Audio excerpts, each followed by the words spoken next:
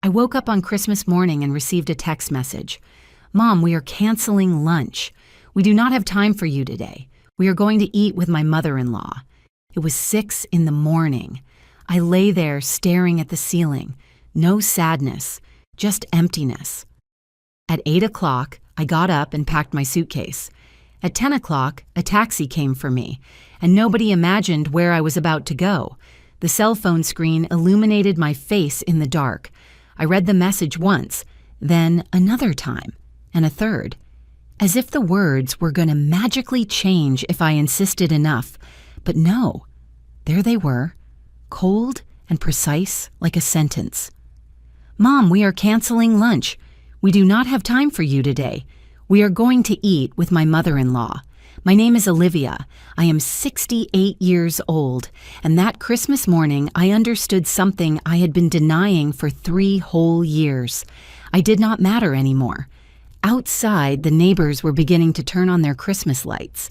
I heard distant laughter, the clinking of glasses toasting, carols slipping through the half-open window of my room. My room. That service room at the back of the house where I had slept for the last 1,000 days of my life. The same house I built with my husband 35 years ago. The house where I raised Thomas, my only son. The house that was now everyone's except mine. I did not cry. That is the strange thing. I expected to feel pain, fury, disappointment. But the only thing I felt was clarity. A cold and luminous clarity, like the dawn that was beginning to filter through the cheap curtains that Valerie had hung there when she moved me to this corner. If you want to know how a woman can lose her place in her own life, subscribe to the channel. Because what you are about to hear is not just my story. It is the story of thousands of invisible mothers. I sat up slowly. My knees creaked with that familiar sound of tired bones. I looked around. A twin bed, a chipped nightstand, my few clothes hanging in a closet without a door. This was all that remained of the kingdom that a queen once ruled. But that morning, something in me had broken. Or maybe something had finally been fixed. I pulled the old suitcase from under the bed, the same one my husband and I traveled to Florida with on our honeymoon. It smelled of mothballs and memories. I began to fold clothes with mechanical, precise movements. 3 pairs of pants, 5 blouses, underwear.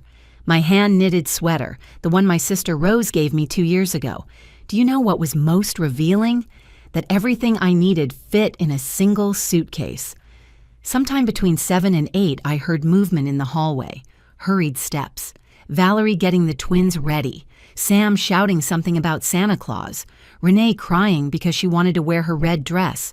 Sounds of a family waking up on Christmas. A family I was no longer part of. At 8:30, the front door closed. The car started. They left, and I kept packing. I took the small urn with my husband's ashes. "We are leaving, honey," I whispered to him. "It is time." I called the taxi. The driver said he would arrive in an hour and a half. Perfect. Enough time to close this chapter without fuss or dramatic scenes. I sat on the edge of the bed with my brown coat on, the suitcase by my feet, and for the first time in years I allowed myself to remember who I was before becoming the shadow of this house. Olivia Margaret, Robert's widow, an elementary school teacher for 32 years, mother of a son who once looked at me as if I were his hero, wife of a man who made me feel valuable until his last breath. At what moment had that woman become this? The unpaid nanny? The maid in her own home? The nuisance that could be canceled with a text message? The taxi horn sounded outside exactly at 10. I got up. I took my suitcase. I closed the door of the service room for the last time. I left a letter on the dining room table, just 3 lines. I left. I need to remember who I am without you. Do not look for me. The taxi driver helped me with the suitcase. "To the airport, ma'am?" he asked. "Yes, to the airport." As the taxi moved through the streets decorated with ornaments and garlands, I looked at the house for the last time. That 2-story house with a front garden where I had planted rose bushes that now climbed up to the roof. The windows were closed, dark, as if the house itself had given up. "Family visit?" the taxi driver asked, trying to fill the silence. I smiled barely. Something like that. I did not know that would be the last time I would see that house as a resident. I did not know that what I had just started would change everything forever, because sometimes the only way to save yourself is to disappear, and I had just become a ghost. How did I lose my place in my own family? If someone had told me 5 years ago that I would end up sleeping in the service room of my own house, I would have laughed in their face. But the truth is that no one strips you all at once. They take away little pieces so small that you do not even realize you are disappearing. It all started 3 years ago when Thomas arrived one April afternoon with that nervous smile I had known since he was a child. The same smile as when he broke the vase in the living room at 8 years old, or when he failed math in high school. "Mom, there is someone I want you to meet." Valerie walked into my living room as if she were walking onto a runway. High heels, fitted dress, that sweet perfume that flooded the entire space, straight dark hair falling perfectly over her shoulders. Magazine smile. She extended her hand with perfectly manicured nails and said, "Mrs. Olivia, I have heard so much about you." I was still wearing the apron I had been using to make meatballs. I had flour on my hands. I felt small in front of her, even though I was the one in my own house. I should have paid attention to that first feeling. By October of that year, they were already married. Intimate wedding, they said. "Mom, Valerie wants something simple, without so much drama." I, who had dreamed of organizing my only son's wedding, ended up as just another guest, sitting in the 3rd row of a rented garden, watching a coordinator I did not know direct everything. But the worst was not that. The worst was what came after. "Mom, we need to stay with you for a few months," Thomas told me 2 weeks after the wedding, "just while we find something. You know how the real estate market is." How was I going to say no? He was my son, my only son, and this house had 4 bedrooms. There was plenty of space. "Of course, son, take the time you need." Valerie suggested they take the master bedroom. It has its own bathroom, Liv, and well, we are a couple. We need our space. She called me Liv, as if we were friends for life, as if my full name was too formal for her. I had slept in that bedroom since I became a widow. It was where I had mourned my husband's death, where I still kept his clothes because I did not have the strength to give them away, where his essence still lived in every corner. Of course, I heard coming out of my mouth, "I will move to the guest room." The guest room became my refuge for 6 months, until Valerie suggested turning it into an office. "I work from home, Liv. I need a professional space. Would you mind using the other bedroom?" The other bedroom was smaller. It faced the backyard where the neighbors' dogs barked every morning. "No problem. Another 6 months later. Liv, we are going to use that bedroom as a nursery. I am pregnant. Isn't it wonderful?" And that is how I ended up in the service room. "Just until the baby is born and we move," Thomas promised. The baby turned into babies, twins, Sam and Renee, and the months of waiting turned into years. Widowed 5 years ago, a refugee in my own home for 3. My husband Robert had been an electrician, a good man, one of those who fixed everything at home and never raised his voice. He died of a heart attack while installing a fan at a client's house. Fast, without goodbyes. He left me this fully paid house, a modest life insurance that I invested, and a pension of about $1,500 a month.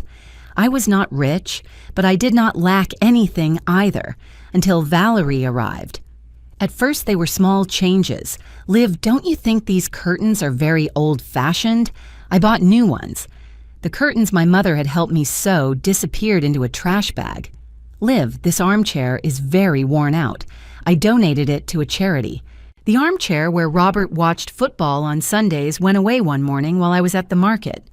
"Liv, I found these photos on the bookshelf. I put them in a box so they don't gather dust. My wedding photos, Thomas's baptism, our family trips, buried in a cardboard box in the hallway closet. Every change came wrapped in a smile, in seemingly reasonable logic, and I nodded because I did not want to be the bitter mother-in-law, the old woman resisting change, the one causing problems. But then the piano disappeared. My rosewood piano, the piece I bought with my first paycheck as a lead teacher, where I taught Thomas his first notes, where Robert sang ballads to me on anniversaries. One Saturday, I came home from the market and the space in the living room was empty. "Where is my piano?" I asked, trying to keep calm. Valerie did not even look up from her phone. "I sold it. It took up too much space and no one played it.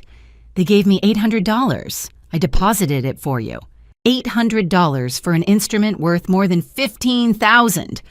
You could not do that without consulting me," I said with my voice breaking. "Liv, please, this house needed space. Besides, when was the last time you used it?" Thomas entered at that moment. "Mom, don't make drama. It is done." Drama? Defending the little I had left was drama? But I said nothing more, because I had learned that every time I protested, Valerie cried, Thomas defended her, and I ended up being the villain. That is how I learned to swallow my words. That is how I disappeared from my own life.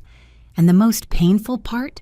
That I did not even realize it until it was too late, until that Christmas morning when a message showed me my true place in this family. None.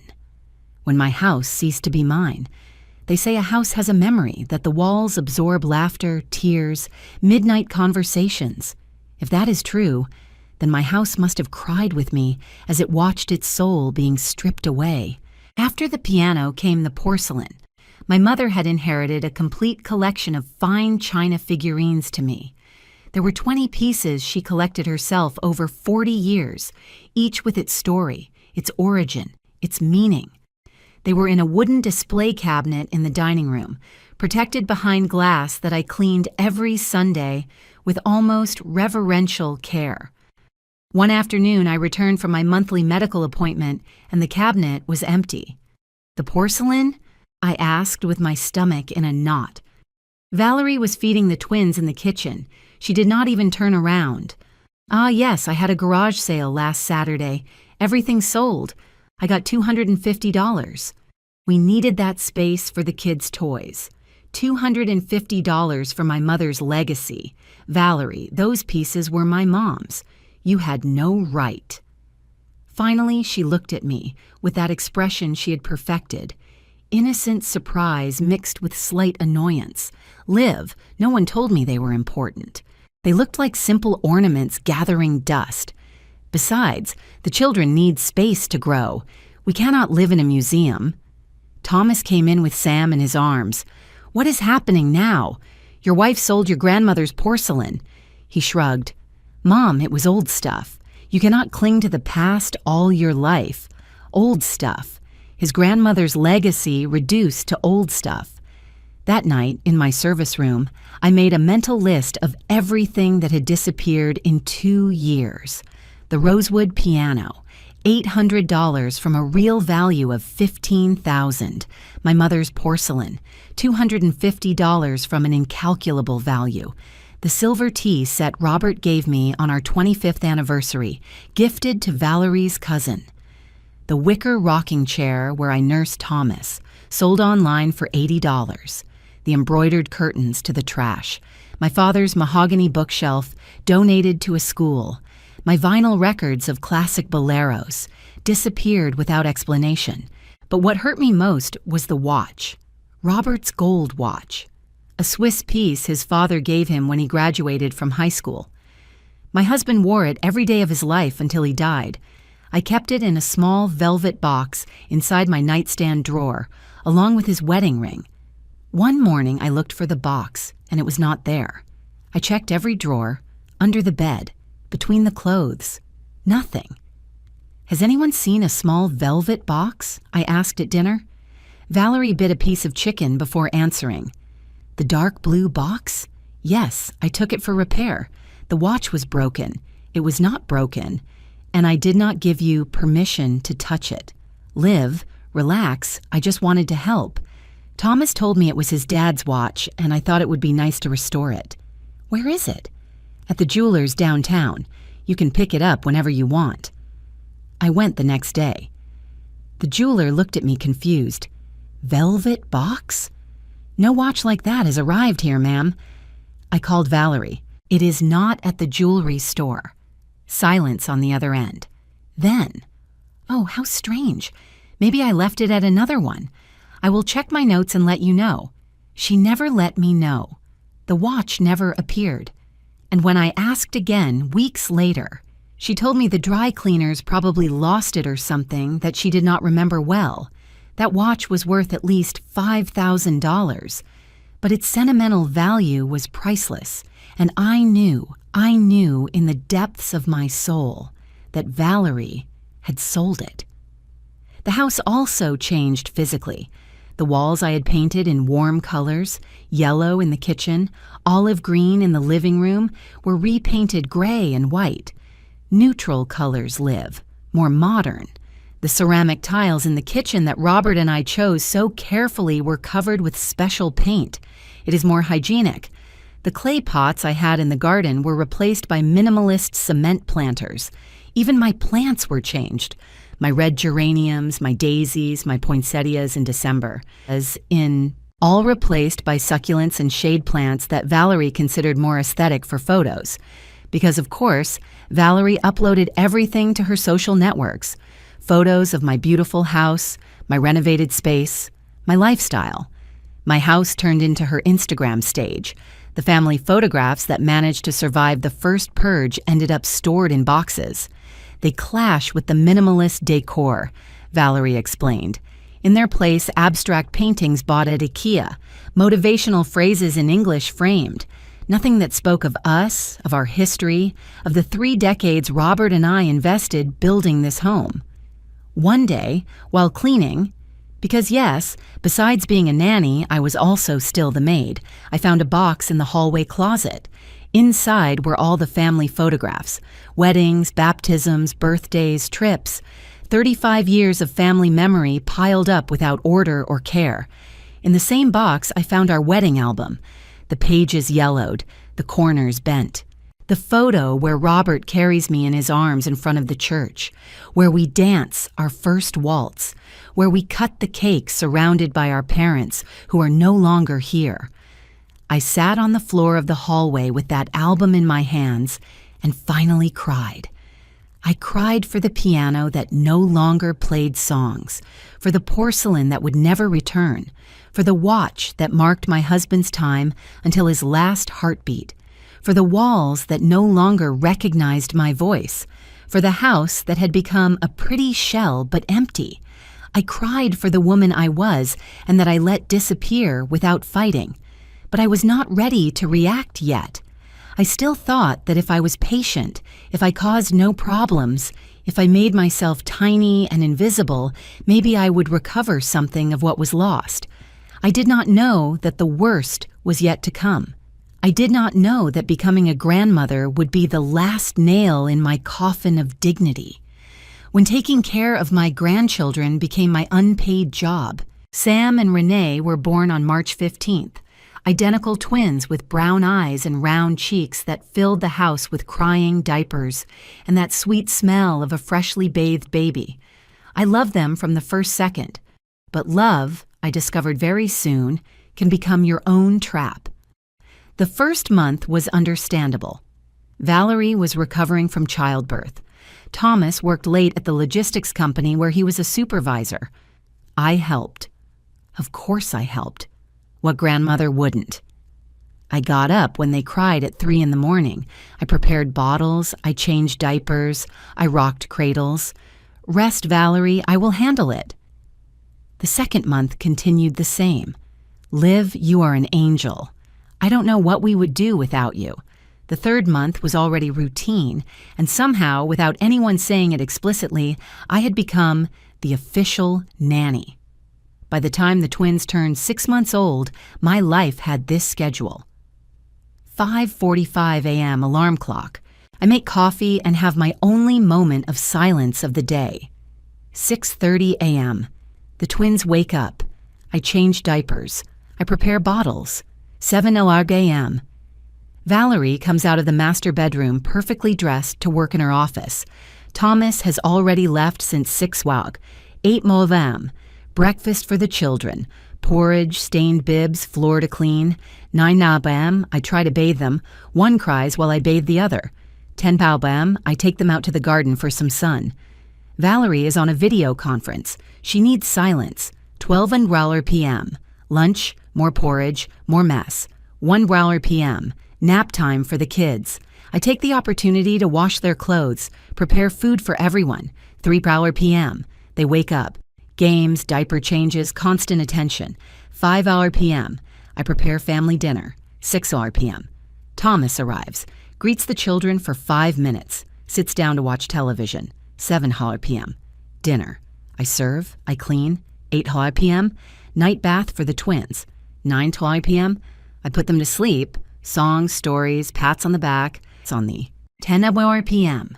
I can finally go to my service room. 7 days a week. Without rest, without a salary, without even a consistent thank you. But you don't work, Mom.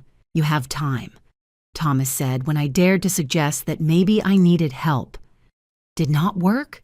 I got up before everyone and went to bed after everyone. My hands permanently smelled of baby soap and disinfectant. My knees creaked from carrying children so much. My back was a map of pain. But no, I did not work. Valerie did work. From her air-conditioned office with her laptop and her gourmet coffee doing, honestly, I never knew exactly what, something related to social media for companies. What I do know is that when the twins cried, she closed the door. Liv, can you see what they need? I am on an important call. She was always on an important call. Weekends were worse. Thomas and Valerie went out. Mom, we need couple time. You understand? And I stayed with Sam and Renee from Saturday morning until Sunday night. When the twins turned 1, they were already walking and the house was a constant battlefield. One climbed on the couch while I ran to stop the other from putting fingers in the socket. They ate 3 times a day and every meal meant cleaning walls, floor, their faces, their hands, their clothes. My pension went to diapers, wipes, medicine when they got sick. Because yes, when they needed medicine at 2 a.m, it was I who went down to the pharmacy. Liv, I will reimburse you, Valerie said. She never did. Previous Christmases had been especially cruel. I bought gifts for the twins with my savings. I wrapped every toy with care. I wrote the cards. And on Christmas morning, Thomas and Valerie delivered them as if they had bought them. Look, Sam, this is from Mom and Dad. I watched from the kitchen, preparing the turkey that no one would thank, watching my grandchildren hug their parents for gifts I paid for. The first Christmas like that, I thought, well, they are their parents. It is logical. The second Christmas, maybe next year they will take me into account. The third Christmas was the one of the message, the taxi, the awakening. But before that definitive morning, there was a moment that broke something inside me, a moment I will never be able to forget. It was my 68th birthday, 3 months before that Christmas. Valerie organized a family reunion at my house. She invited her mother, her sister, 2 cousins. She also invited my sister Rose, who traveled from Santa Fe thinking it would be a celebration for me. The living room was decorated with pink and gold balloons. There was a table with snacks, wine, beer. Everything looked beautiful, until I realized I was not the honoree. Welcome to my house, Valerie said, receiving the guests as hostess. My house. Her mother, a lady with dyed blonde hair and too much jewelry, sat in the main armchair. What a beautiful home you have, daughter. I was in the kitchen heating the appetizers I had been preparing since 5 a.m. No one introduced me formally. No one toasted to me. No one mentioned it was my birthday. Rose found me washing dishes. Olivia, what are you doing? It is your day. Someone has to serve, I replied without looking at her. This is wrong, very wrong. But I just shook my head. I had already learned not to cause scenes. At some point in the afternoon, while taking more drinks to the living room, I heard Valerie's voice talking to her cousin in the hallway. They did not see me, or maybe they did not care. "And the lady?" asked the cousin. "Olivia? Poor thing, she doesn't serve for much anymore, but she helps with the kids. Thomas feels pity. That is why we let her stay. They let me stay. In my own house, as a favor, as an act of charity. Helps with the kids. Does not serve for much anymore." Every word was a blow to the chest. I stood paralyzed in the hallway with a tray of glasses in trembling hands, processing what I had just heard. Rose found me like that, frozen, with tears rolling silently down my cheeks. "Enough, Olivia," she whispered, taking me to the garden. "This has to end. I cannot leave. They are my family, my grandchildren. Your family is destroying you, and your grandchildren are not your responsibility. You are their grandmother, not their mother." That night, after everyone left, after washing all the dishes from my birthday in my house, where I was the maid, Rose sat with me in the service room. "Come to Santa Fe with me.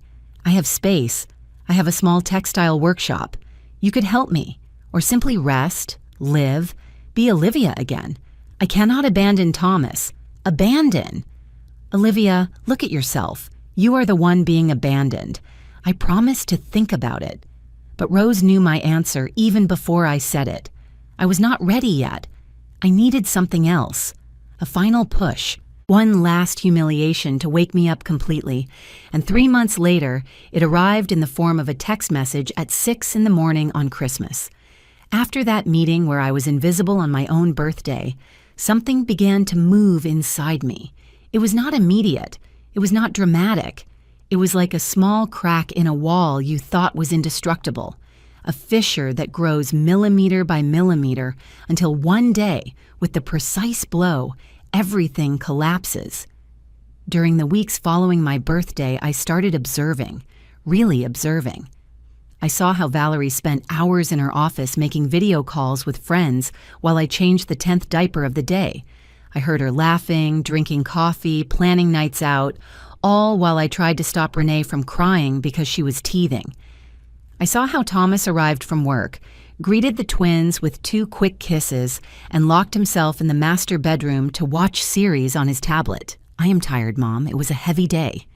And my days? Did my days not count as heavy? I saw how on weekends they dressed up as if they were going to a wedding to go to brunches, exhibitions, dinners with friends, always leaving me with the children. We deserve a break, Liv. We work all week. One afternoon in October, Renee fell and split her eyebrow open. Blood everywhere, heartbreaking crying. I took the girl, grabbed the car keys that Valerie almost never used, and drove to the emergency room with Sam crying in his car seat. 3 hours in the hospital, 4 stitches. Renee clinging to my neck the whole time, calling me Nana, Nana, because she still couldn't pronounce Grandma. I called Valerie to let her know. "Oh, Liv, what a scare. But you were there, right? I am in the middle of an important presentation. Let me know how everything turns out."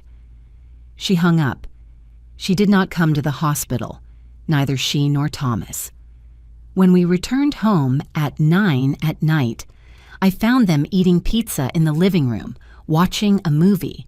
"How is my princess?" Valerie asked, getting up to hold Renee, who immediately reached out her arms to her. Because that is how it works, right? Children always want the one who arrives fresh, rested, with energy to play, not the one who changed diarrhea diapers at 5 a.m. 4 stitches. "It will scar well," I said with a flat voice. "You are the best, Liv. Right, Thomas? Your mom is an angel, a useful piece of furniture, an extension of their comforts." That night, I could not sleep. I stared at the ceiling of the service room, listening to the hum of the old refrigerator that Valerie had relegated to the laundry room next to my door, and something crystallized in my mind. This was never going to change. They were never going to move out. I was never going to recover my house, my space, my life, unless I did something. The next day, I called Rose. "Sister, is your offer still standing?" There was silence on the other end. Then her voice loaded with relief. "Always, Olivia, always. I need time to plan. I don't want to leave without being sure of everything. What do you need? Information, numbers, options. Rose understood immediately. She was not just my older sister. She was a woman who had divorced at 50, who had built her own textile business in Santa Fe, who had learned to be strong when life forced her. She helped me contact a lawyer, a serious man named Mr. Henderson who worked in property and inheritance matters. I had to invent excuses to go to his office. I am going to the doctor, I told Valerie. Age things. Mr. Henderson reviewed the documents of my house. Mrs. Olivia, this property is completely in your name. You and your husband finished paying for it 12 years ago. There is no mortgage. There are no liens. It is legally yours, 100%. And if someone else lives there without my permission, you are within your rights to ask them to leave. It is your property. And if I want to rent it, it is also your right. You can make a lease agreement to whomever you decide, for the amount you decide. Those words were like oxygen to someone who had been drowning for 3 years. It was my house. I researched rental prices in my neighborhood. Houses similar to mine rented between $2,500 and $3,000 a month. My house, with 4 bedrooms, 2 full bathrooms, garden, garage for 2 cars, could easily rent for $3,000. I crunched numbers in a notebook I kept under my mattress. Monthly pension, $1,500. Potential rent, $3,000. Total monthly, $4,500. Current savings, $50,000. What was left of Robert's insurance after 3 years funding diapers and expenses that were not mine. With that money, I could live. I could breathe. I could be myself again. Rose sent me photos of her house in Santa Fe, an adobe construction near the Plaza Market. The upstairs room is yours if you want it. It overlooks the street, the sun comes in all morning, and downstairs is my workshop. You could help me if you want, or simply rest without pressure. For the first time in years, I imagined a different life. Waking up without the twins crying, drinking coffee without having to warm bottles, walking through cobblestone streets, maybe taking a class in something I liked, ceramics. I had always been interested in working with clay. During November, I took important documents out of the house little by little.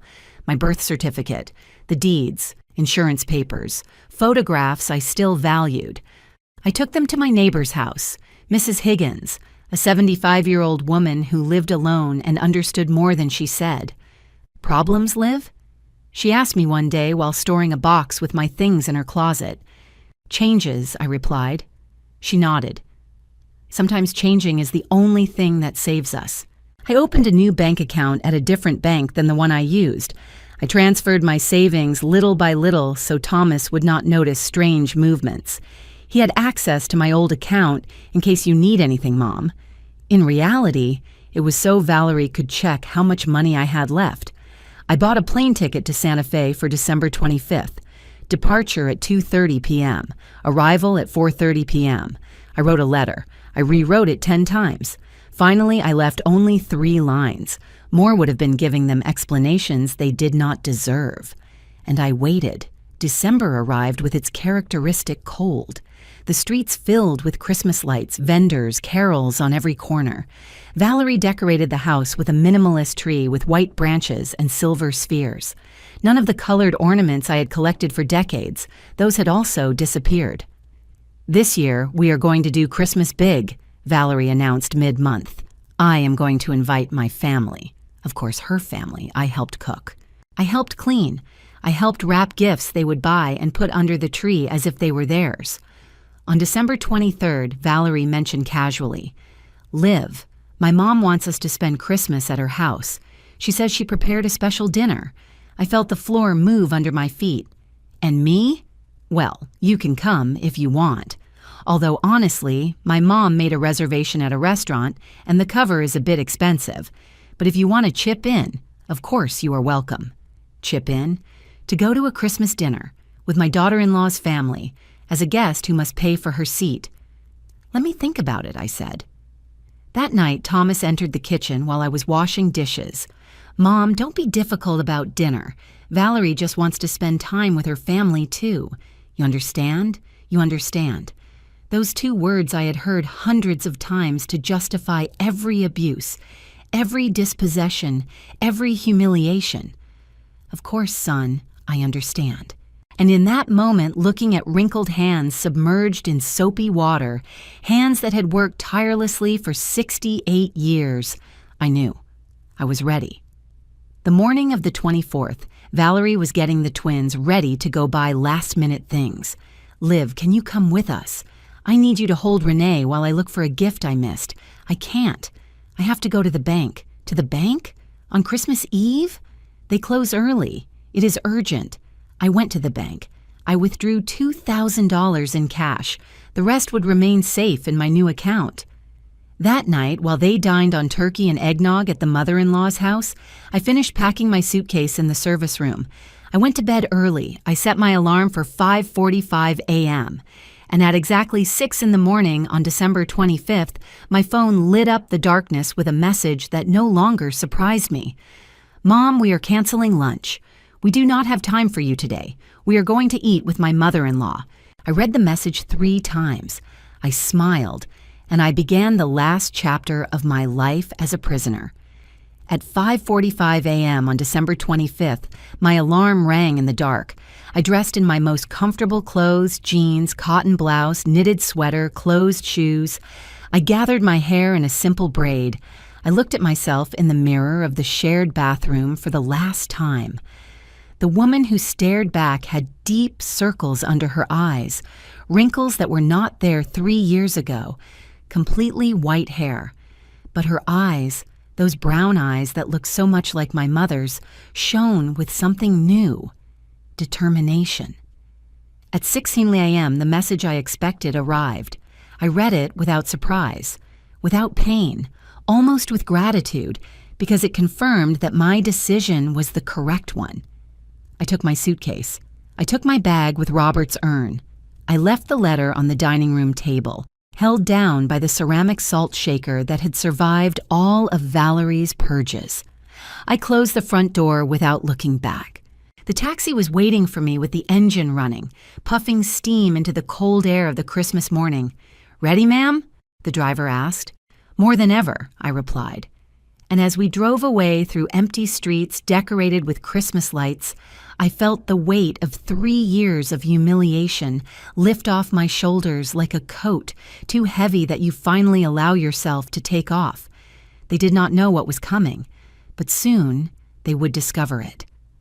The international airport was surprisingly quiet that morning of December 25th. Families scattered here and there, suitcases with Christmas bows, children with new toys clinging to their hands, everyone going somewhere where they were expected, where they were wanted. I was also going to such a place, only it had taken me 68 years to find it. I checked my suitcase at the counter. The employee, a young girl with a prop Christmas hat, smiled at me with genuine kindness. "Family visit?" "A new beginning," I replied. She blinked, surprised. Then her smile widened. "How beautiful. Merry Christmas, ma'am. Merry Christmas." I sat in the waiting room with my bag on my lap, feeling the weight of Robert's urn inside. Around me, people talked on the phone, sent messages, took pictures. I kept my cell phone off. I did not want to know, not yet. I thought of the twins. Would they have woken up yet? Sam was always the first, jumping on his bed, screaming that he wanted to open gifts. Renee was quieter. She stayed curled up until her brother forced her to get up. Would they miss me? Probably. Children always miss the familiar, the constant. And I had been their constant for 2 years. Not their mother, who was too busy being a social media influencer. Not their father, who worked late and arrived exhausted. Me, the grandmother who sang to them, who prepared oatmeal with honey, who told them invented stories about brave mice. I felt a lump in my throat. This was the hardest part, leaving them, who were innocent in all this. But then I remembered Rose's words, "You cannot set yourself on fire to keep others warm." The twins had parents, 2 young, healthy, capable parents. It was time they learned to do it. The flight was announced. I got up with my bag, showing my boarding pass with hands that no longer trembled. I entered the plane. I found my seat by the window. I placed the bag with Robert's ashes under the seat in front, just as the safety instructions indicated. An older lady sat next to me. She had to be about 70-something, with completely white hair gathered in an elegant bun. She had a book in her hands, Women Who Run with the Wolves. "Good book," I told her, pointing at it. "The best," she replied with a smile. "I have read it 4 times, every time I need to remember my strength." We took off. The city became small beneath us, a mosaic of buildings and avenues that soon disappeared among the clouds. I reclined in my seat and closed my eyes, finally allowing myself to process what I had just done. I had left my son. I had abandoned my house. I had fled on Christmas. And most surprising of all, I did not feel guilty. I felt free. The plane landed in Santa Fe at exactly 4 p.m. The sky was a brilliant blue, the sun warm even in December, so different from the gray cold of the city. Rose was waiting for me in the arrivals area. I saw her before she saw me. She was thinner than I remembered, with short hair dyed a reddish brown. She wore an embroidered tunic and jeans. She looked happy, full, like someone who had found her place in the world. When our eyes met, she ran towards me with open arms. "Olivia." She whispered against my hair while hugging me. "You did it. You really did it." And there, in the middle of the airport, surrounded by the smell of local spices and the sound of native dialects mixing with English, I allowed myself to cry. Not from sadness, from relief. "I came with everything, and Robert," I said, pointing to my bag. Rose laughed through tears. "He also deserves a new beginning." The taxi took us through historic streets full of vibrant colors. Yellow houses, pink, green, blue, old churches with adobe facades, people walking without haste, greeting each other, stopping to chat on the corners. Everything was slower here, more human. Rose's house was on a cobblestone street near the plaza, a 2-story adobe construction with wrought iron balconies and pots full of red geraniums. She took me straight to the 2nd floor. "This is your room." It was small but bright. A twin bed with a hand-woven quilt in orange and blue tones, a wooden rocking chair by the window overlooking the street, a nightstand with a lamp, an antique but solid wardrobe, and on the wall, a painting of Our Lady of Guadalupe. "It is perfect," I whispered. "Rest today. Tomorrow I will show you the rest. The workshop, the market, everything." But before Rose left, I took her hand. "Thank you. For not judging me. For not telling me I should go back. Olivia, I have lived enough to know that there are times when the only way to save yourself is to walk away. You did the right thing." That night, while the city of Santa Fe celebrated Christmas with mariachi music filtering through my window, I sat in the rocking chair with Robert's urn in my lap. "We did it, honey," I told him. "We saved ourselves." I turned on my phone for the first time since the morning. 37 missed calls from Thomas, 22 messages, 4 from Valerie. I read them all without opening any. I could see the previews. "Mom, where are you? Did something happen? We are worried. It is not funny anymore. Why did you leave? We need to talk." None said, "I am sorry." None said, "I miss you." None asked how I was. Everyone asked where I was. Because that was their real concern, not my well-being, but my location, my availability. I wrote a single message to Thomas. "I am fine. I am safe. I need time. Do not look for me." I sent it and turned off the phone again.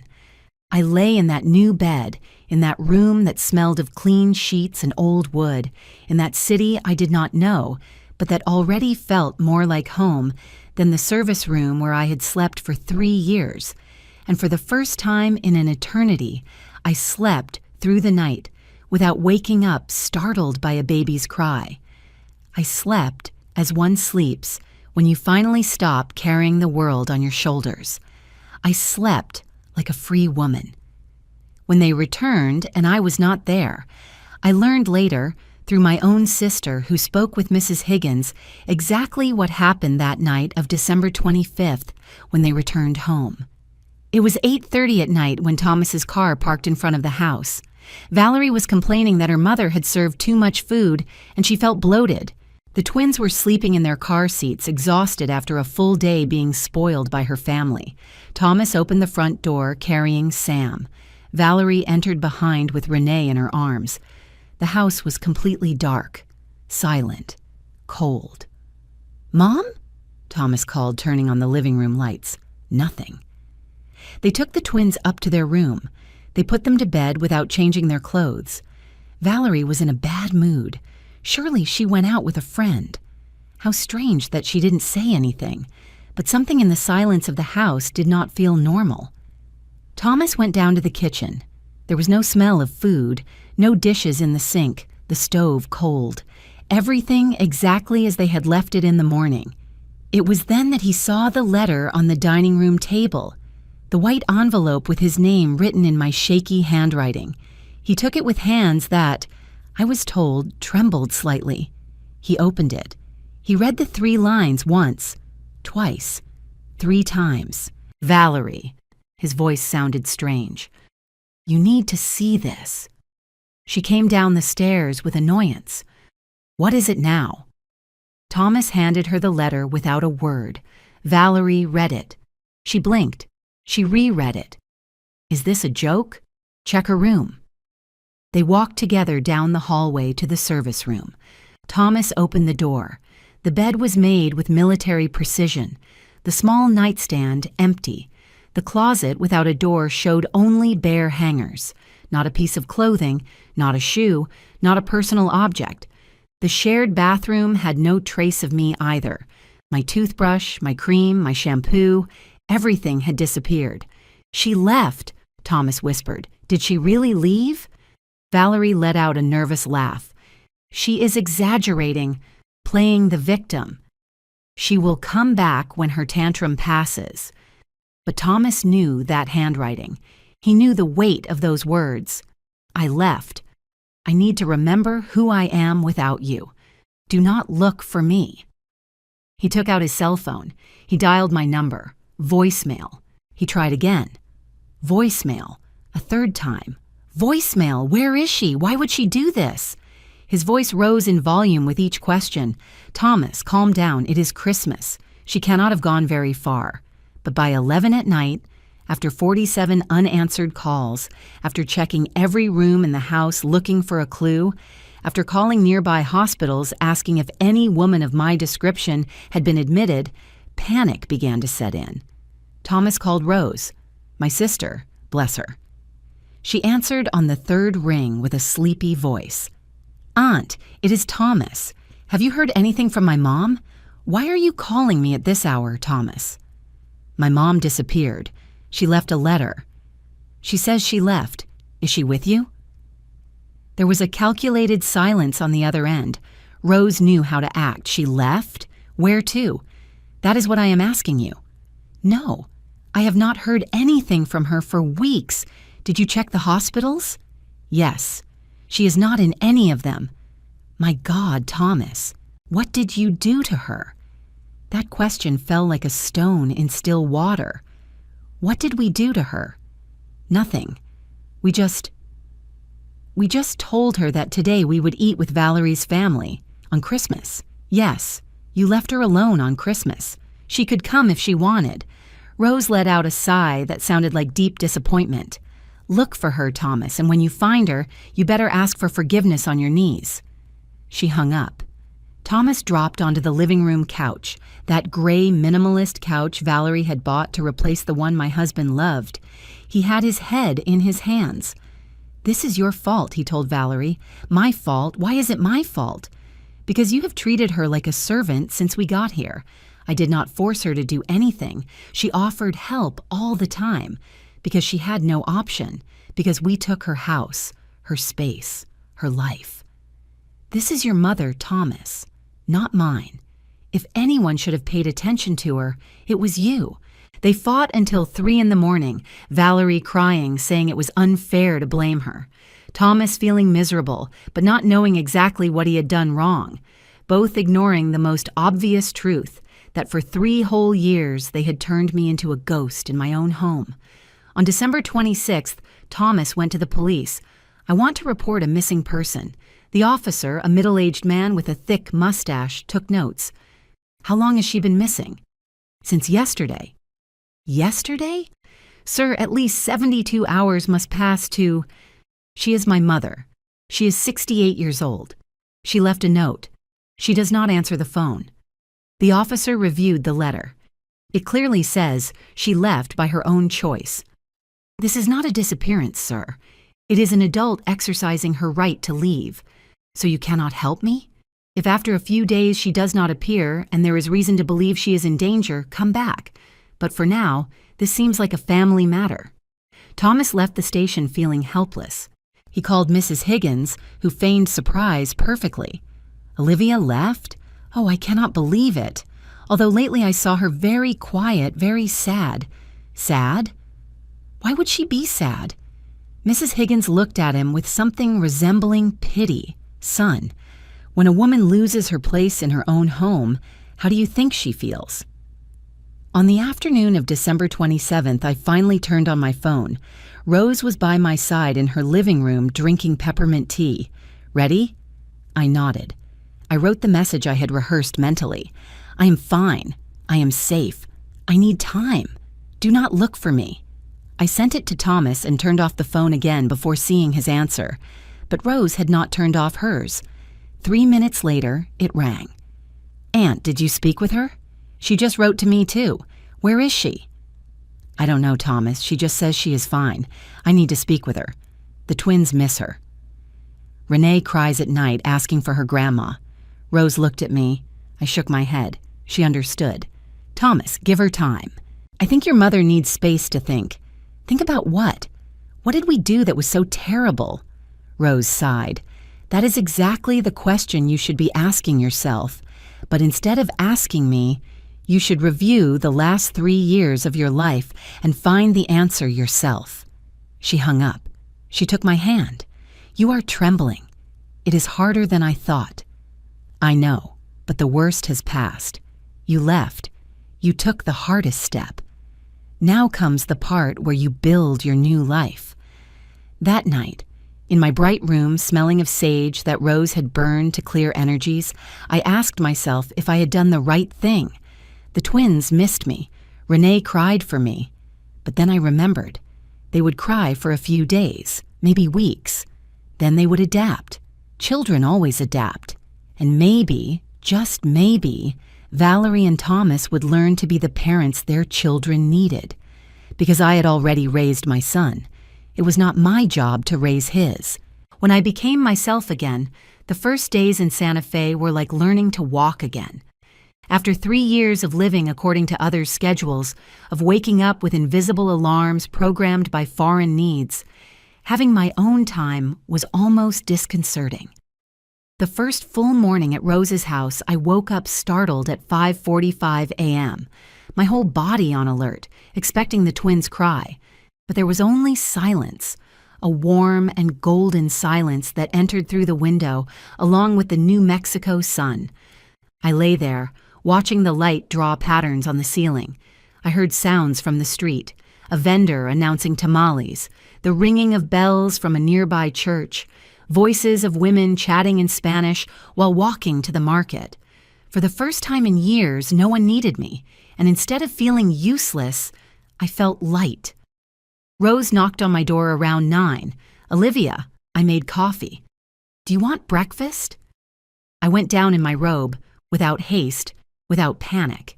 Rose's kitchen was small but cozy, with Talavera tiles and pots of basil in the window. It smelled of cinnamon and brown sugar.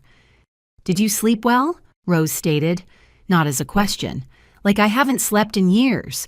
We ate sweet bread from the market and that thick, sweet coffee that tastes like childhood.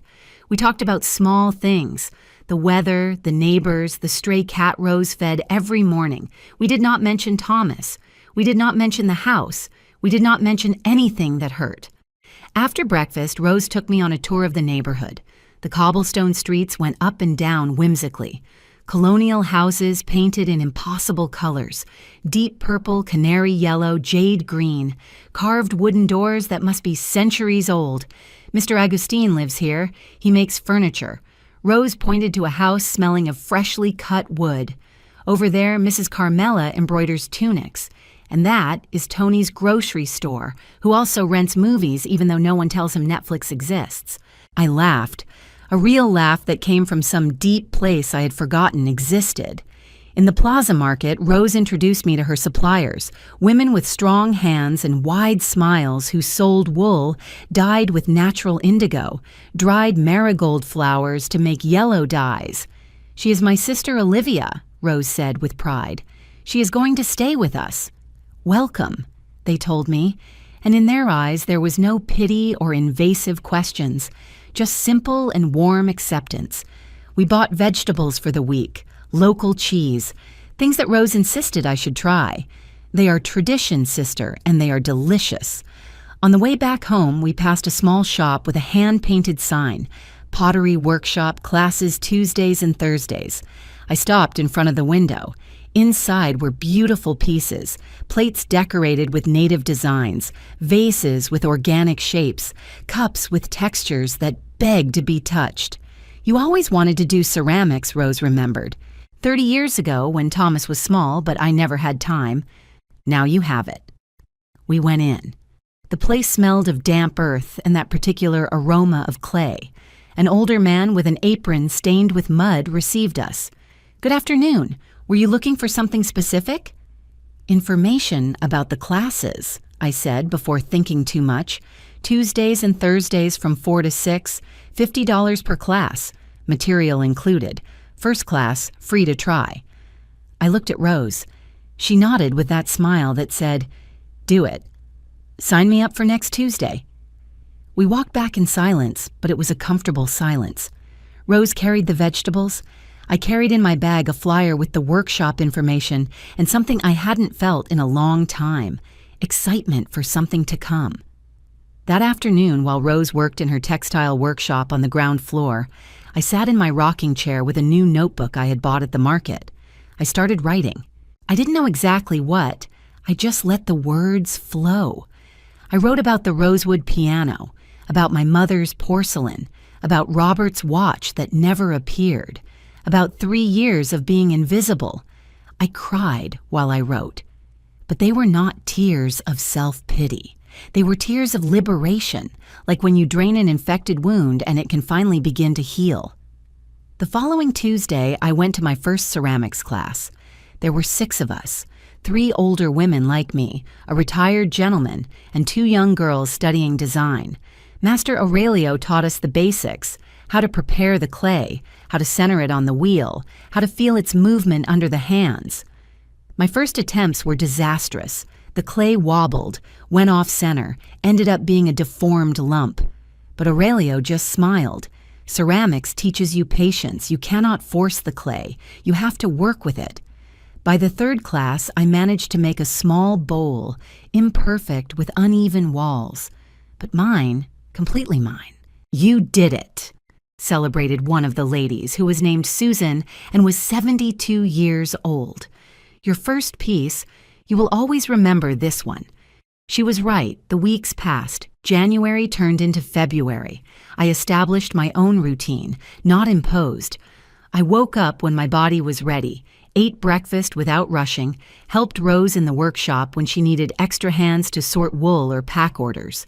I went to my ceramics classes twice a week. I began to create a plate, a cup, a small vase. Each piece was a piece of me that I was recovering.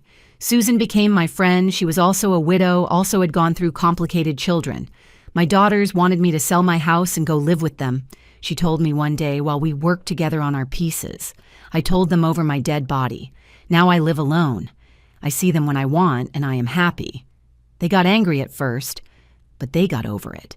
"Don't you feel guilty?" "Guilty of what? Of taking care of myself? Of choosing me? Olivia, I spent 50 years taking care of others. I earned the right to take care of myself." Her words were like balm on wounds that were barely beginning to close. In March, Master Aurelio organized a small exhibition in a downtown gallery. Everyone is going to show their best piece. It is just for family and friends, nothing formal, but it is important to celebrate our work. I chose a set of 3 bowls I had made, each slightly smaller than the previous one, decorated with simple but elegant lines in cobalt blue. I called them Rebirth. Rose invited her friends from the market. Susan brought her niece. The retired gentleman brought his new boyfriend. The design girls invited half their university class. The gallery was small, with white walls and clay floors. My 3 bowls were on a lit shelf with a sign, Olivia Reyes, Rebirth. A woman stopped in front of them, observing them with attention. They are beautiful. They have something. There is hope in these pieces. Thank you, I managed to say with a broken voice. I sold the 3 bowls that night for $100.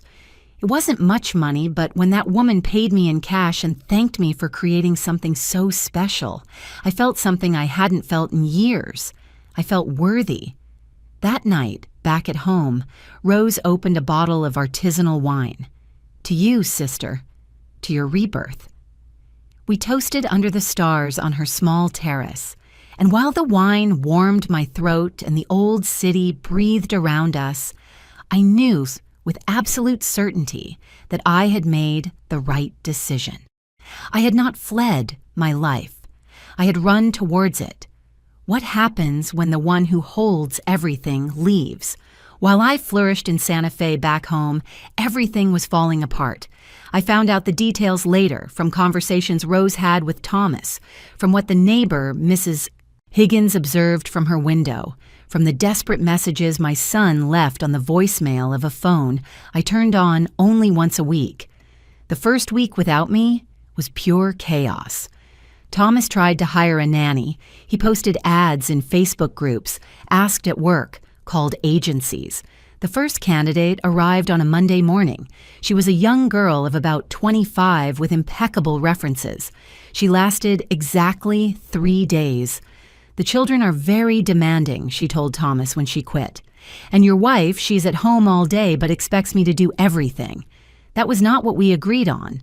The second nanny was a lady of 50-something with 20 years of experience. She lasted a week. Your wife talks to me as if I were her personal employee, she explained. She asked me to bring her coffee, to heat her food, to wash her clothes. I came to take care of children, not to serve an adult. The third one didn't even finish the first day. She left mid-morning with the twins crying and Valerie shouting that she was incompetent. By February, there were no nannies available.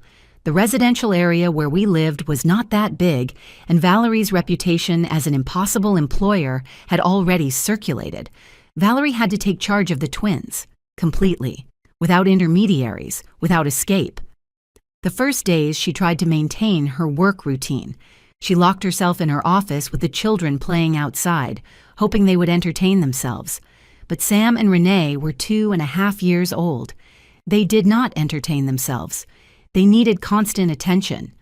Mom, Mom, Mom, they shouted, banging on the office door. Her video conferences filled with interruptions, upset clients, delayed projects, warnings from her boss.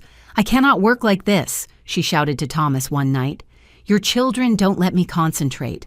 They are our children, Valerie, and before my mom took care of this. And what do you want me to do? Go to Santa Fe and beg her to come back? Maybe. But Valerie's pride was bigger than her practical sense. The household bills began to arrive. Electricity, $200. Water, $80. Gas, $120. Internet and cable, $150. Phones, $90. Thomas looked at them confused. Were they always this high? I don't know. Your mom always paid them. With what money?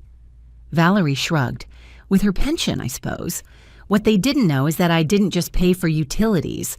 I paid for the bottled water they drank daily, the twins' diapers when they ran out mid-week, medicines when they got sick at dawn, extra gas when they had visitors, the special detergents Valerie demanded for the children's clothes.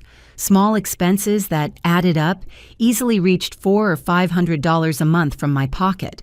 Without me, those financial holes became evident. We need to adjust the budget, Thomas announced one night while they ate takeout for the 5th time in the week. Valerie looked at him with annoyance. Adjust how? We don't go out anymore. We don't do anything. This house has become a jail. Well, that is how my mom felt the last 3 years. That phrase provoked a fight that lasted until 2 in the morning. The twins noticed the tension. Sam, who had always been cheerful, became irritable. He threw tantrums over anything. Renee stopped sleeping well. She woke up crying, asking for her Nana. Where is Nana? She asked every morning. Nana is traveling, Valerie responded with impatience. When is she coming back? I don't know, Renee. Ask your dad. One Saturday in March, Thomas found Valerie crying in the kitchen. The house was a disaster. Toys scattered all over the living room, unwashed dishes from the day before, mountains of unfolded clothes on the couch. I can't take it anymore, she sobbed. I can't handle everything. I can't handle the kids, the house, the work. Your mother made it look easy because we gave all the work to her. And what did you want? For us to pay her? Yes, Valerie, exactly that. We should have paid her, or better yet, we should have moved 3 years ago like we said we would. Valerie wiped her tears with rage. And now what? Are you going to blame me for everything? It is not blame, Valerie, it is reality. We abused my mom, both of us, and she got tired. The fights became routine. They argued about money, about who watched the kids, about who cleaned, about who cooked. Everything I did silently was now a battlefield. Thomas's messages on my voicemail became more desperate. Mom, please, we need to talk. I don't know how you did it. The kids ask for you every day. Valerie and I don't stop fighting. I think this is destroying our marriage. Can you at least tell me what I did wrong? I need to understand. Rose showed me the messages. Are you going to answer him? Not yet. He needs to hit rock bottom. He is pretty far down, sister, but he hasn't understood. He still thinks the problem is that I am not there. He doesn't understand that the problem is how they treated me when I was there. In April, 3 months after my departure, Thomas finally did something he hadn't done in years. He took a week of vacation to stay at home. He wanted to understand. He wanted to live what I had lived. Monday. The twins woke him up at 5:30 a.m. By 9:00 a.m., he was already exhausted. He had changed 4 diapers, prepared 2 breakfasts that ended up on the floor, broken up 3 fights, and cleaned spilled juice on the couch. Tuesday. Sam got sick to his stomach. Vomit everywhere. Clothes to wash every hour. Renee catching it by Wednesday. 2 sick children crying at the same time. Valerie locked in her office because she had an important presentation. Thomas running between both, not knowing who to attend to first. Thursday. The kids better, but the house was a disaster zone. Mountains of dirty laundry, dishes that had accumulated, bathrooms needing deep cleaning. Friday. Thomas tried to cook something healthy for the kids. He burned the rice. Sam spit out the vegetables. Renee only wanted nuggets. They ended up eating cereal for dinner. Saturday night, Thomas sat on the living room floor with his back against the couch. The twins finally asleep, Valerie in the shower, the house in silence. And he cried. He cried because he understood.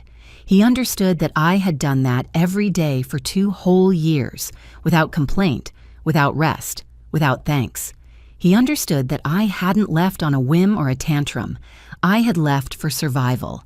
Sunday morning, without telling Valerie, he bought a bus ticket to Santa Fe. Rose called me. He is on his way. I know. Are you ready? More than ever. Because after 3 months of peace, of ceramics, of building myself anew, I was finally ready to face my son. But not as the submissive mother I had been, as the woman who had learned to value herself. When my son finally listened to me. Thomas arrived in Santa Fe on a Sunday afternoon. Rose notified me from downstairs. Olivia, he is here. I looked in the mirror of my room. The woman who stared back was different from the one who had fled on Christmas. She had color in her cheeks. Her white hair shone clean and well cut, thanks to Susan, who had taken me to her stylist. My eyes no longer carried those deep circles. I wore a simple tunic that Rose had given me and comfortable pants. I looked like someone who lived, not someone who just survived. I went down the stairs slowly. Thomas was in the living room, standing by the table where Rose worked her textiles. He looked terrible. Marked circles under his eyes, wrinkled clothes, several days' beard. He had lost weight. When he saw me, his face crumbled. Mom, Thomas. We stood looking at each other for a moment that seemed eternal. Rose got up discreetly. I am going to the market. Take your time. When the door closed, the silence became dense. You look good, he finally said. I am. The kids miss you. They ask for you every day. I didn't answer. I waited. He ran his hands through his hair with desperation. Mom, this has to end. We need you to come back. We cannot go on like this. There it was.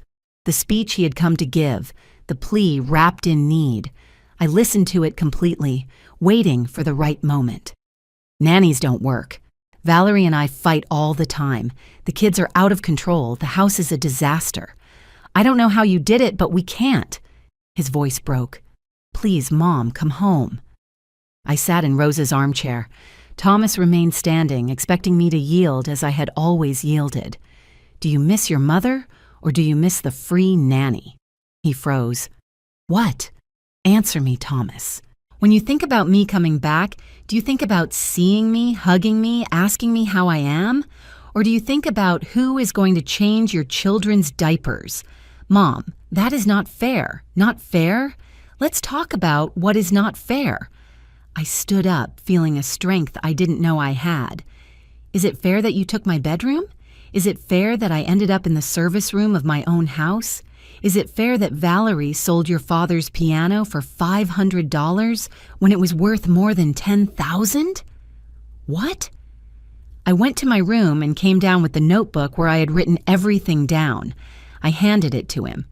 Read. Thomas opened the notebook with trembling hands. His eyes scanned the list I had made so carefully. Rosewood piano, sold for $500. Real value, $10,000. Grandma's porcelain, sold for $150. Priceless value. Your father's gold watch, missing, value $3,000. Wicker rocking chair, sold for $50. Silver tea set, gifted to Valerie's cousin, value $1,000. Grandpa's mahogany bookshelf, donated without permission. Vinyl records, disappeared. The list continued. 32 items. A complete inventory of everything I had lost in 3 years. At the end of the list, I had written, approximate total in material losses, $20,000. Total in sentimental losses, priceless. Thomas's face paled as he read, Mom, I didn't know. Valerie never told me. And you never asked. When your grandmother's porcelain disappeared, did you ask where it went? When the piano was no longer there, did you care? When I told you I couldn't find your father's watch, did you look for it? I thought you had stored those things. I stored them for years, Thomas, with care, with love, because they were our family history, and your wife sold them as if they were flea market trash. He dropped onto the couch. My God. And that is just the material stuff. Do you want to talk about the rest? I sat in front of him, looking him directly in the eyes. 2 years taking care of your children from 6 in the morning until 10 at night, 7 days a week, without a single day off, without a salary, without even a consistent thank you. You said you wanted to help. Help, Thomas, not be exploited. Help is a few hours a day, a few times a week. What I did was raise your children because neither you nor Valerie wanted to do it. That is not true. You what? How many times did you bathe the twins? How many nights did you get up when they cried? How many times did you take them to the doctor? Tell me, Thomas. Give me a number. Silence. I will tell you. 0. The answer is 0. Because every time your children needed something, you handed them to me as if I were their mother and not their grandmother.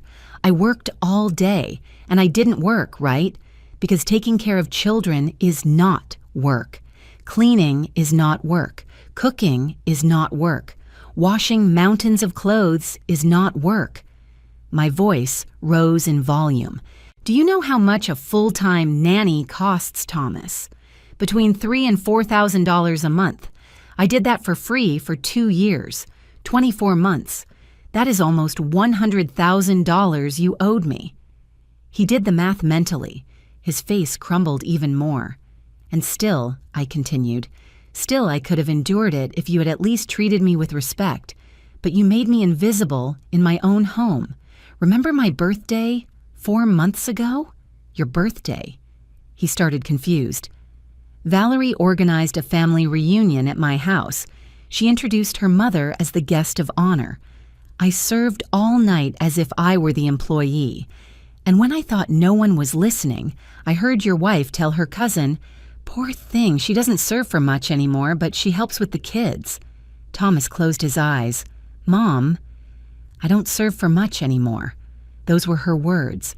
And you never defended me. You never protected me. You never saw me. Tears began to roll down my son's cheeks. I am sorry. God, Mom, I am so sorry. What exactly do you feel sorry about? That I left? Or how you treated me? Everything. I am sorry for everything. He wiped his face with his hands. You are right. About everything. We were selfish. I was selfish. I let Valerie take control of your house and said nothing. I let them take your space and thought you were okay because you never complained. I complained, Thomas, many times, but you silenced me. You told me not to exaggerate, not to make drama, to understand. I know, and it was wrong. It was all wrong. He knelt in front of me, something he hadn't done since he was a child. Mom, forgive me. Please, forgive me for not seeing you, for not listening to you, for leaving you alone on Christmas, for everything. I looked at him, really looked at him. I saw my adult son crying like when he was little and fell off his bike.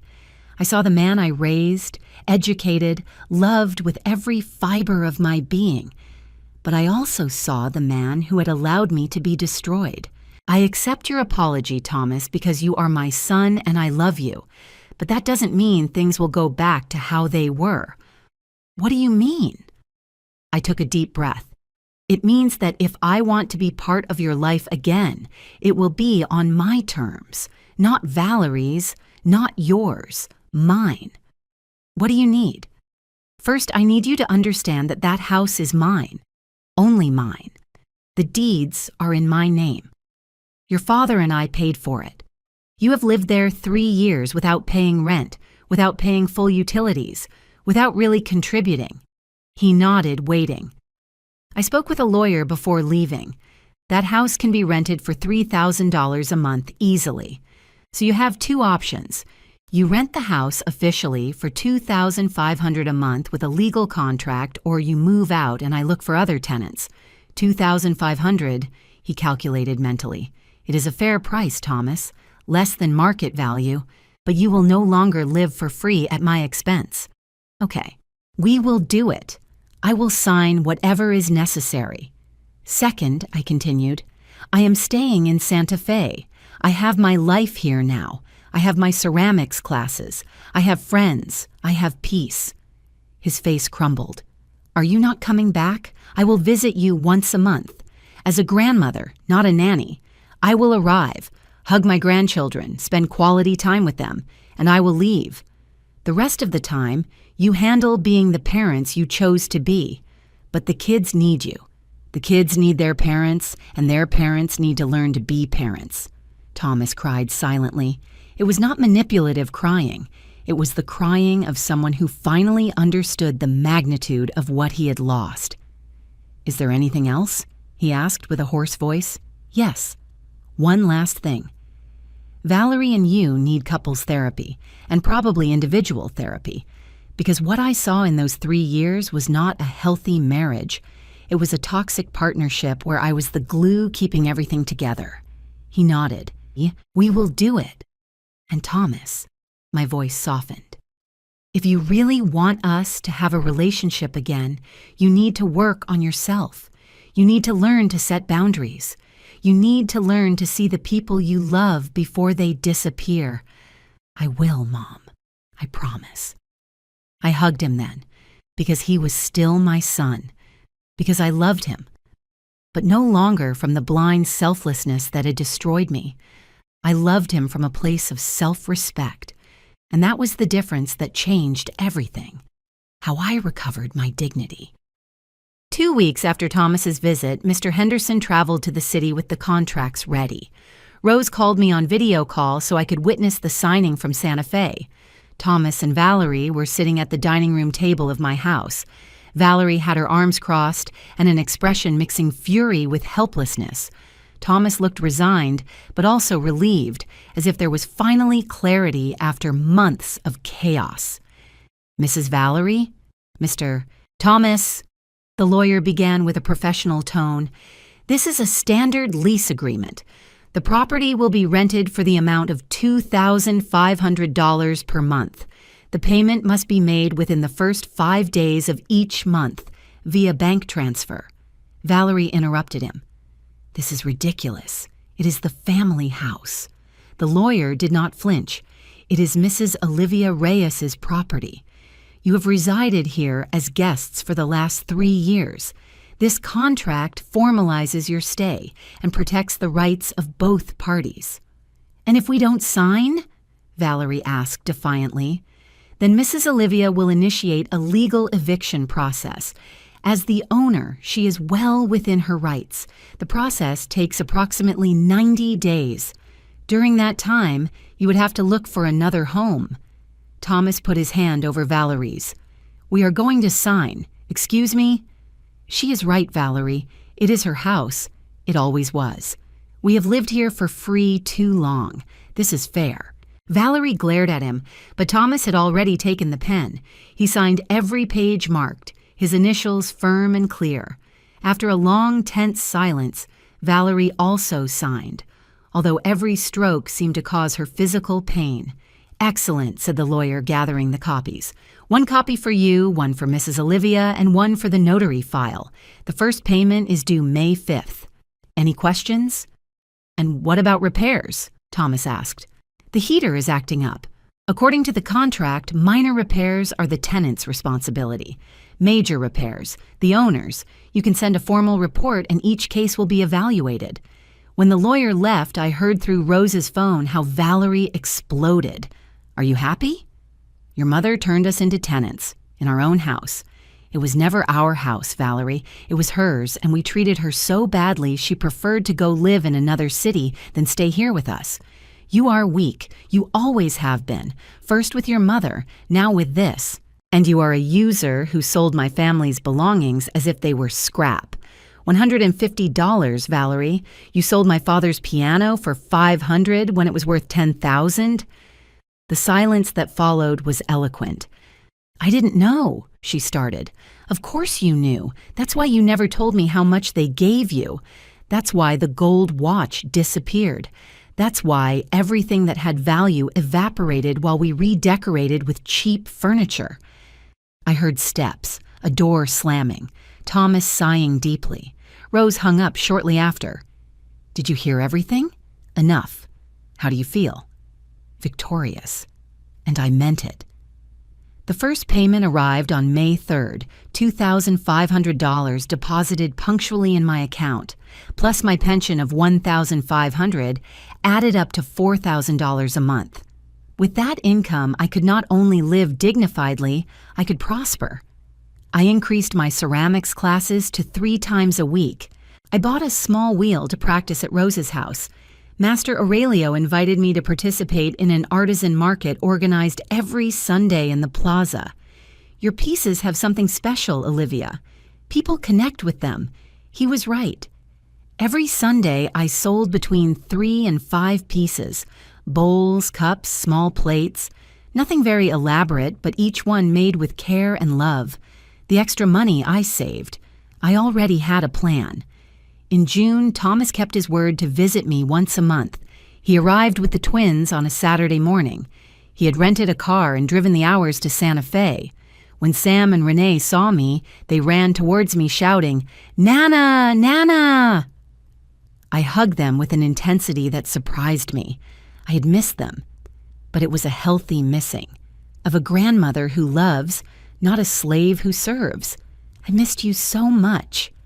I told them, covering their faces with kisses. We spent the day together. I took them to the market where I bought them wooden toys. We ate enchiladas at a stall Rose recommended. I took them to my ceramics workshop where Master Aurelio gave them clay to mold whatever they wanted. Renee made a deformed snake. Sam a circle with holes he insisted was a cheese. Both were full of mud and happiness.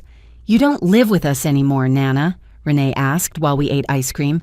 "Now I live here, my love. But I visit you, and you can visit me too." "Why did you leave?" Thomas intervened. "Because Nana needed her own space, and Dad was foolish and didn't realize it in time. But now we will come to see her often, yes?" The children nodded. Satisfied with that simple explanation? At night, after putting the twins to bed in the guest room Rose had prepared, Thomas and I sat on the terrace. "Valerie and I are in therapy," he said without me asking. "How is it going?" "Difficult, painful, but necessary." He took a sip of his coffee. "The therapist made us see that our marriage was built on very fragile foundations. I worked to escape home. She played at being an influencer to avoid dealing with being a mother. And you were the one holding everything together. And now? Now we are learning." Valerie reduced her work hours to be more with the children. I arrive earlier. We have dinner together. We bathe the twins together. "It is exhausting, Mom. I don't know how you did it alone, because I had no choice. You took it from me." He nodded, ashamed. The therapist also suggested that maybe we need family therapy, with you included, when you are ready. Maybe, eventually. Will you forgive us someday? I looked at him. My son, my only son, the boy I had raised, taught to walk, to read, to be a good man. The man who had failed me but was now trying to fix it. I already forgave you, Thomas. But forgiveness does not mean forgetting. It means I no longer carry the weight of resentment, that I chose my peace over my rage. Thank you, Mom. But listen to me well. I will never live like that again. I will never make myself invisible so others can shine. I will never give so much of myself that nothing is left for me. I wouldn't ask you to. I promise I won't. In July, I received an unexpected call. It was Valerie, Olivia. Her voice sounded strange, almost humble. "Can we talk? Speak. I need to ask for forgiveness, for everything, for selling your things, for treating you how I treated you, for making you feel invisible in your own home." She paused. "I have no excuse. I was selfish and cruel. And if I could return everything I took, I would. You cannot return it, Valerie. It is done." "I know. But I want you to know I am trying to be better. With the children, with Thomas. And if one day you can forgive me. Forgiveness is a process, Valerie. It is not something given automatically because someone asks. It is earned with consistent actions, not with pretty words." "I understand. Just thank you for listening to me." She hung up. Rose, who had heard my side of the conversation, looked at me with pride. "Look who you are now, strong, clear, not letting yourself be manipulated. I learned from the best." I smiled, pointing at her. In August, I participated in my first formal exhibition. A small gallery in downtown Santa Fe was showing new artisan voices, and Master Aurelio nominated me. I presented a collection of 12 pieces called Rebirth. Each one represented a stage of my transformation. There was a cracked plate I had repaired with the kintsugi technique, the fractures highlighted with gold dust, a vase shaped like a cocoon opening, a cup with roots growing from the base. Susan came to the opening. Rose invited half the market. Thomas made the trip with the twins to be present. "Look, Sam," he told him, showing my pieces. "Your grandmother made this. She is an artist." "It is pretty," said the boy with sincere admiration. I sold 8 of the 12 pieces that night. The money didn't matter as much as what it meant. Someone valued my work. Someone considered what I created had enough value to take home. That night, back at Rose's house, I sat in my rocking chair with a cup of chamomile tea. Robert's urn was on my nightstand where I always kept it. "We made it, honey," I whispered. I found my way back to myself, and while the old city breathed under the stars, while the smell of sage filtered through my window, while Roses and her friends' voices laughed on the ground floor, I felt something I hadn't felt in years. I felt I was exactly where I should be, not in the service room of a house that no longer saw me, but in my own space, with my own life, finally being myself. Because sometimes the sweetest justice is not revenge. It is flourishing. Final reflection.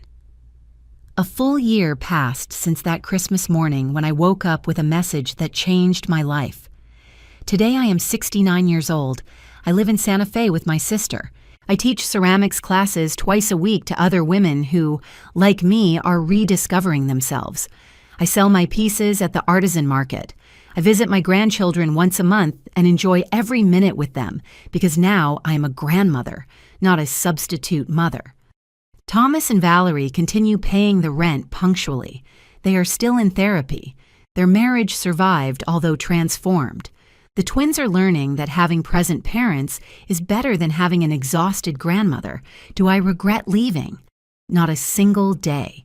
Because I learned something every woman should know. Loving yourself is not selfishness. It is the most revolutionary act you can do. When you stop setting yourself on fire to keep others warm, you discover that your own light is sufficient. And that light, the one shining from self-respect, recovered dignity, and the courage to choose yourself, is the one that finally illuminates the path back home, to your true home, to yourself. If this story touched your heart, let me know in the comments where you are watching us from. Has something similar happened to you? Do you know someone who needs to hear this? Subscribe for more real-life stories, and remember, it is never too late to choose yourself, because true wealth is not in what you possess, but in what you do not allow them to take from you. And the most valuable thing you have is you.